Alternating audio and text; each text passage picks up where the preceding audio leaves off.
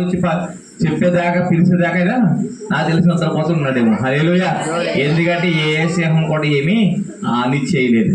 ఈ రోజు సింహం లాంటి మనుషులు మన మీదకి వచ్చిన భయంకరంగా మన మీద పళ్ళు రూలిన మనకంటే బలవంతులు మనం బాధించాలని చూస్తున్నా, లేదా గొప్పవాళ్ళు మనం దండించాలని చూస్తున్నా, కఠోరమైన శ్రమలు మనకు వస్తున్నా, దేవుడు వాక్యము మనకు తోడుంది.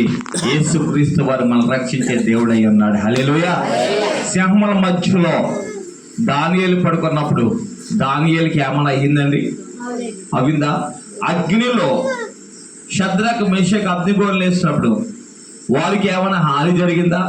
నిజం చెప్పాలంటే ఆ రెండాట్లో మానవులైన ప్రతి ఒక్కరికి హాని జరుగుతుంది. మరి ఎందుకు జరగలేదు అంటే కనుక అది దేవుని యొక్క మహాకృప. హల్లెలూయా.